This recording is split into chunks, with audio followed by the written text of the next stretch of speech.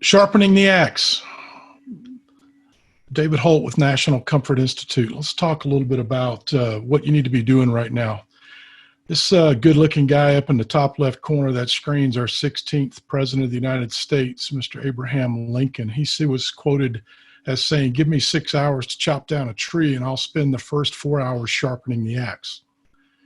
Right? There's a lot of wisdom in that, right? We want to be prepared for what we're going to be doing. Well, if you do the math, I'm a numbers guy, 4 out of 6, 4 over 6 is 67% of your time invested in sharpening axes. Now, it sounds kind of counterproductive, but I tell you, there's a lot of truth to it, especially right now while you have some time on your hands. When you do, looks like Lori on the chat box is saying, man, they're busier than the one-arm paper hanger out there.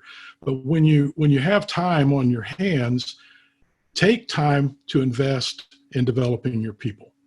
There's tons of online resources that are available. I've got a big list of them down here at the bottom. Goodman Business Toolbox, the Man and Brand Business Academy, Franklin University, Power Selling Pros, tons of online resources. My company, National Comfort Institute, has tons of online training opportunities available to you.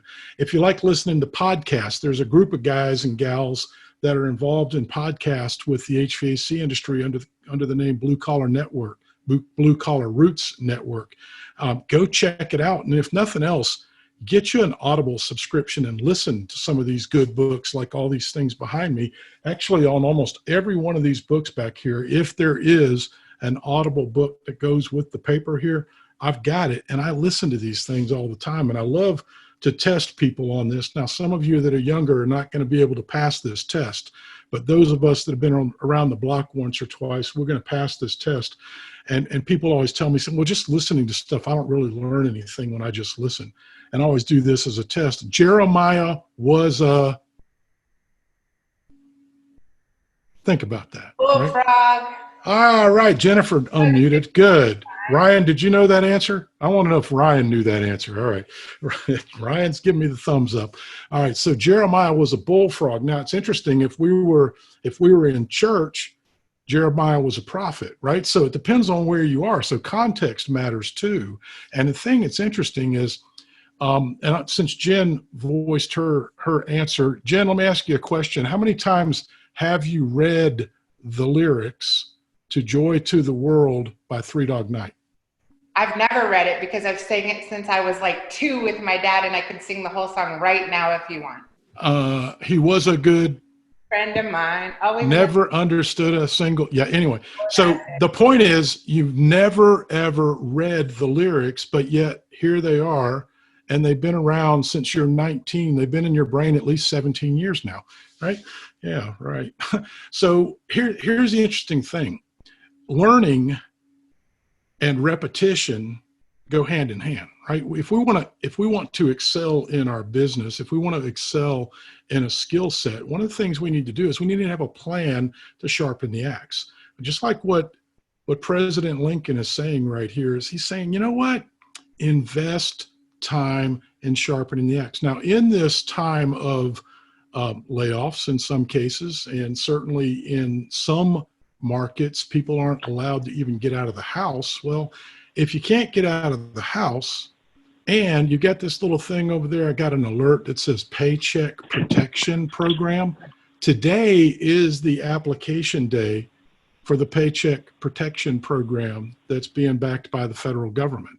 So all the companies that are associated with this phone call, right, or this webinar, that are small businesses are absolutely 100% qualified to enroll in this Paycheck Protection Program to cover payroll-related expenses for the next several weeks. Well, guess what? What a great opportunity to take that time and money and invest it in making your people sharper. So when the fog lifts on our land and on the economy, and we get back out there and we start hitting it full time, guys are more productive. My friend Brigham just talked about truth. And one of the things that I truly believe in is that if you don't know the truth about how a system is operating, then that means you're just guessing, right? Like if I don't really know what the temperature rise or temperature drop is across a heat exchanger or evaporator coil, if I don't really know what the delta T is on a piece of equipment, do I really know if it's working properly, right? Is it actually working as designed by our manufacturer? You know, if we don't know, if we don't measure it, which gets us the truth, if we don't measure it, then we're just guessing, right? So a lot of this technical training that your guys and gals in the field need, actually a lot of this stuff's available online. If you're interested in looking at more of that, we have an opportunity for you to do that. I want to talk to you about 4 levels of learning. Okay, if you look over here on the left, we got this little ladder.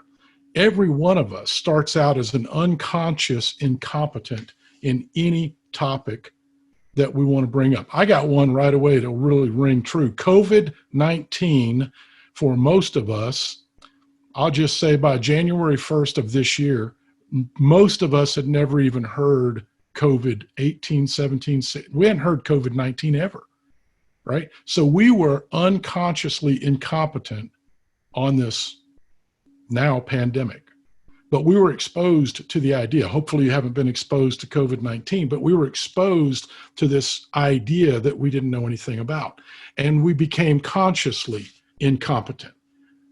Now we know that we don't know anything about it. So what do? We get some education. We go up another step on the ladder. We get educated about COVID-19 in this case, and we become now consciously competent if we do the right research and we're not getting all our education from Facebook memes, for instance.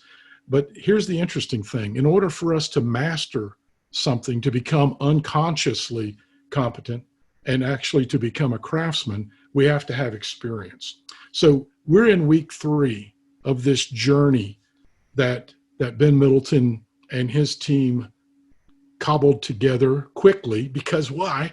Because we had a major shift in our market.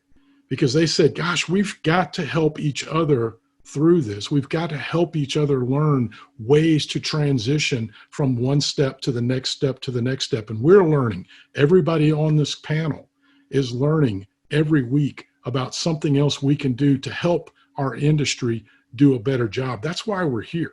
And think about this just as an example. Driving a car. When you were born, you didn't know anything about a car, let alone driving one, so you were unconsciously incompetent. Doesn't mean that it didn't exist. They did exist. But over time, you became consciously incompetent. I knew when I was 2 years old or 4 years old that I didn't know how to drive a car, right? I knew that. I couldn't drive a car. But then I became educated about it. I went to driver's education when I was 15. I became consciously competent. I could get to it pretty well. But now through experience, I'm actually unconsciously competent. I don't have to think about driving. In fact, I can drive, talk on the phone, and eat a cheeseburger all at the same time and haven't had an accident. Knock on wood. Where's some wood in here? There you go. Knock on wood. I haven't had an accident and I'm 61 years old. So that's a good thing. So what we're trying to do is we're trying to grow through this mastery ladder. So here's the deal. NCI is here to help you with this. We've got free online training resources that are available to you. Go to ncilink.com/trial. ncilink.com/trial. And when you get to the bottom of that form, there's an invite code. If you'll type in the word thriving, we'll make sure we get you hooked up with some free resources that you and your team can use during these trying times. We wish you good luck, Godspeed, be safe out there, and thanks for the opportunity to serve.